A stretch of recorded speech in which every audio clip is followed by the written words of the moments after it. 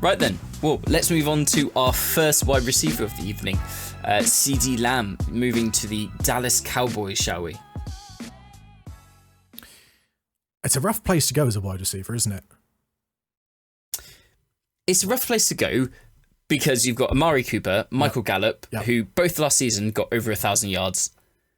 That's pretty tough to come into, but it's already been rumoured that CeeDee Lamb is going to be favoured by Dak, and Dak is on form. He is the quarterback that I'm aiming for this season, like without a doubt. And I'm if he does favour him, I'm happy to say it. Every single mock draft, I'm like, get Dak, get Dak. Away from Dak. Matt. All right, if you take Dak, I want to name your second-born child. On exclusive name rights in your second-born child. That's never happening. You get Dak, and then you just trade him away. I'll just call him Dak.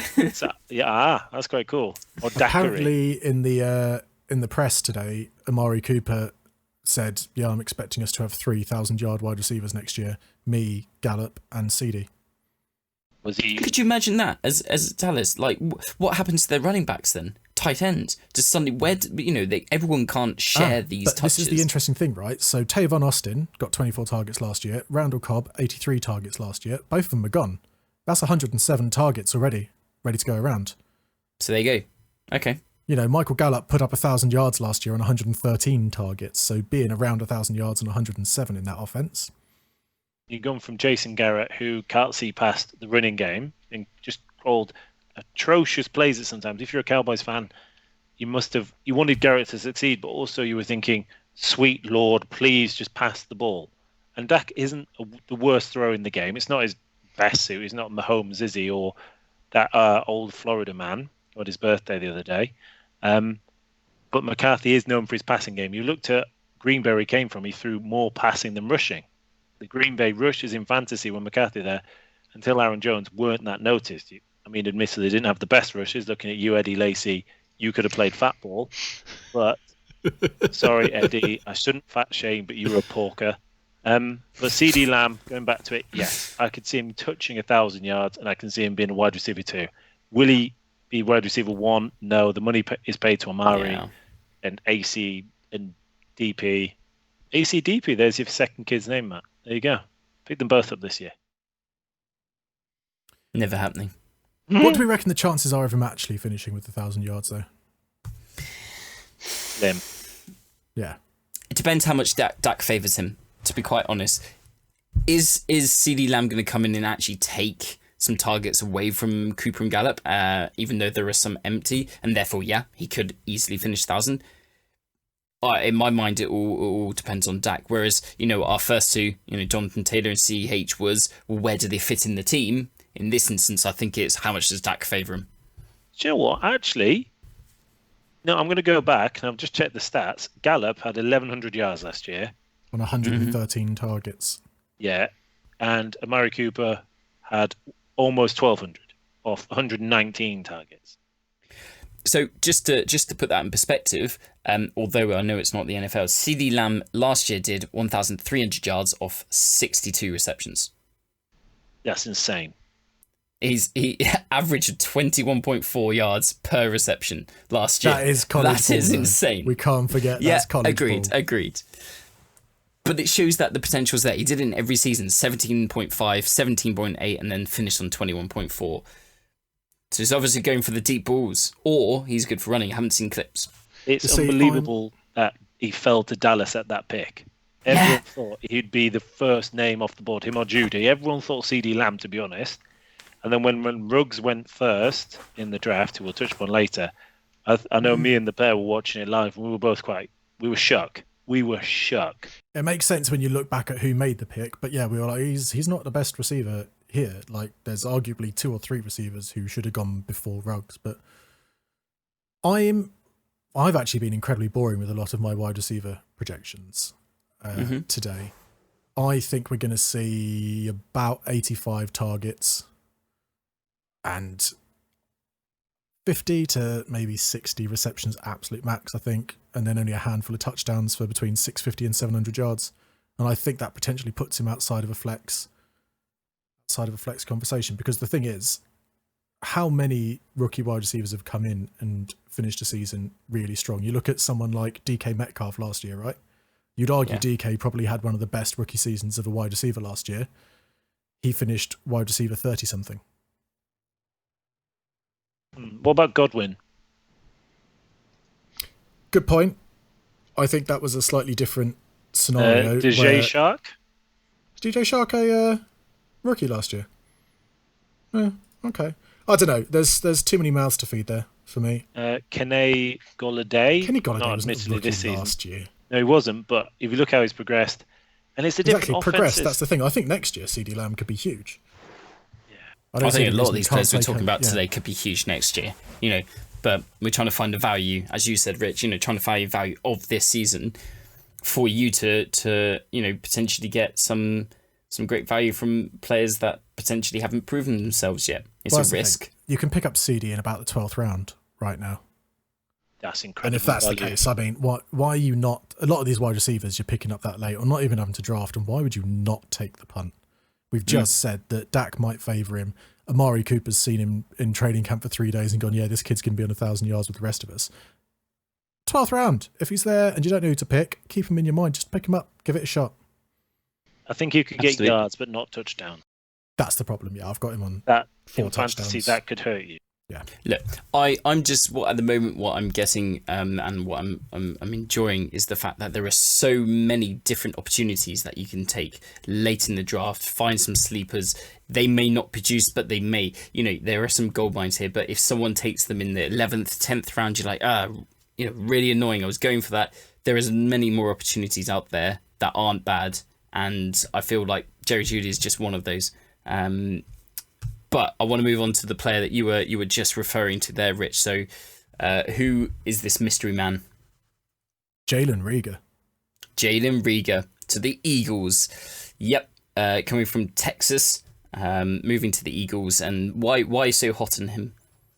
Well, Marquise Goodwin is gone, right? First of all, and Marquise Goodwin was very, very good at the 49ers, and I think he was coming in to fill some holes that the Eagles felt they had at wide receiver. And he was probably going to be their most favoured wide receiver there. He's opted out. He's out of the picture now. Alshon Jeffrey is currently on the PUP list. And I've read a couple of reports which says it's almost certain he'll start the season on the PUP list. And he could miss up to the first 6 weeks of the season as well. And then your final real challenge to Jalen Reagor there is Deshaun Jackson. And Deshaun Jackson is about 1 million years old. He's not. He's like 33, I think. Still quick. He's still quick. He's still very, very good player. This is his second stint with the Eagles. He didn't really play much last year, did he? He picked up an injury very, very early on. He only played a handful of games. And when you're getting past that 30 years old and you're playing an elite sport like the NFL, I don't know how much I trust his recovery. So if you look at potentially their 3 main wide receivers aren't there, are you going to throw the ball to Jalen Reagor or JJ Arcega-Whiteside? The only issue I have is Arcega-Whiteside. I actually am looking at him to break out over Reagor. And that is only because he knows the system. He's been there an extra year. He actually looked okay in the couple of games. They actually got some snaps in ahead of the other wide receivers. And the only other person that could stop Reagor kicking off are the tight end sets, Ertz. If those options are all gone, Ertz becomes a PPR farm. I shouldn't be telling you this because you may draft Ertz before me. And if you do, I'm going to name your firstborn son. But here's my other turn on this, though. Carson Wentz is a genuinely good quarterback. Yeah. I think he's one of the more underrated quarterbacks out there at the minute. I know, there's a statue of Nick Foles out. I know this is always going to be your argument. There's a statue of Nick Foles outside whatever Philadelphia Stadium is called. No one cares. It's Philadelphia. Sorry, Philadelphia. I'm going to get a lot of hate for that on Twitter. Nobody cares that there's a statue of Nick Foles outside the stadium. Carson Wentz is their franchise quarterback. He is a good quarterback, provided he stays healthy. And we've seen from the situation in Dallas, a good quarterback can support 2 good wide receivers. If we assume Alshon Jeffrey's going to play 6 games, there's a if he's lucky. Yeah, there's a but great. To your point, there's a great Instagram account I just want to plug for a moment called Sports Med Analytics, I think it's called. And they basically, I'm assuming they're doctors, I don't know, but they basically look at a person's injury history and they give them ratings for the coming season as to what their risk of injury is. it's 4 out of 5 injury risk for Alshon Jeffrey. So that's low. Yeah, exactly. I thought it would be that's being 6 out of kind 5. Exactly. So discount Alshon Jeffrey. Sean Jackson is meh. Marquise Goodwin would have been great, but he's not there. So I don't see why they can't support both Arcega-Whiteside and Reagor. Are you happy with his numbers from college, though? Like, it's interesting to see that actually in his last season, his number went down. He went from 72 receiving down to 43. And from 1,000 yards down to 600. Yeah, but he played less game. He had less receptions. One less game. One game. That's all. It's not exactly make or break. He went from 11 touchdowns down to 5. It's Big 12, and for me, it's not Big 10. It's not SEC. It's not the pack. Yeah, there are some question marks over him, and there's a reason he fell towards the Eagles there. But I think, as the Bears pointed out, you have got a questionably elite quarterback in Wentz. And I say questionably because of the reasons we discussed. And last year, the wide receivers in Philadelphia didn't put up any numbers. Not even Nelson Aguilar, who should have profited, didn't. There was no one, apart from Miles Sanders and Ertz, who profited in that offense last year. And finally, to touch upon the idea that a good quarterback can make 2 wide receivers profit, i.e. Dak Prescott with Dallas, a not so good quarterback can also make them profit in Jameis Winston last year, Godwin and Evans. And Evans. So I think Arcega-Whiteside and Reagor could profit, and I think Reagor may end up at WR2. I'm strongly feeling. I have him as my finishing wide receiver 30, maybe sneaking into the top 25. Depends on the season and honestly who gets COVID. Yeah, I've got him as my wide receiver 26. Just because there's so many targets to go around with what that backfield's looking like. I think he's going to get over 70 receptions on the year. Right. Interesting stuff. So where you going to draft him if he's still available? Where are you looking for Reagor? I'm slightly worried he's going to raise a bit higher than you wanted. He was someone that you could... I think you did it last week, didn't you, Tom? You can pick him up historically last round of a draft. Yeah, maybe 15th, 16th, yeah. I'm just hoping the hype doesn't build. And it doesn't look like it is, but, it's crazier things have happened in fantasy football than the hype building and him going 11th or 10th round. That's too rich for me. If I can pick him up 14th, 15th round, I'm all right. If someone takes him 10th or 11th, there's more established WR2s out there to take. I'd rather have Jerry Jeudy in the 12th and someone pick Reagor in the 10th. But can I see him climbing in past the top 10 rounds? If anyone else opts out from Eagles, maybe. And the only reason he's probably not higher is the center did his Achilles. He's out for the season. Brooks, they're really good center. Yeah. And that, you saw the O-line, you saw it in All or Nothing. When that started to crumble, that's what makes a good quarterback, is a good O-line. The only ones who really are amazing at that, without them, are people like Russell Wilson, who is frankly unbelievable. And that's my only thing. Will Wentz have the time to pass it to Reagor? Or will Miles Sanders and Ertz just profit from checkdowns? Yeah, they're perfectly good questions. I was very excited about Reagor, but I want to be very, very clear. I'm not suddenly going to take him in the 6th round. He's going to win your league. I'm saying pick him in the last 3 rounds, and you've just a genuinely good shot of a flyer this year. Someone who's going to potentially come out for you at the end of the season. Yeah. Right.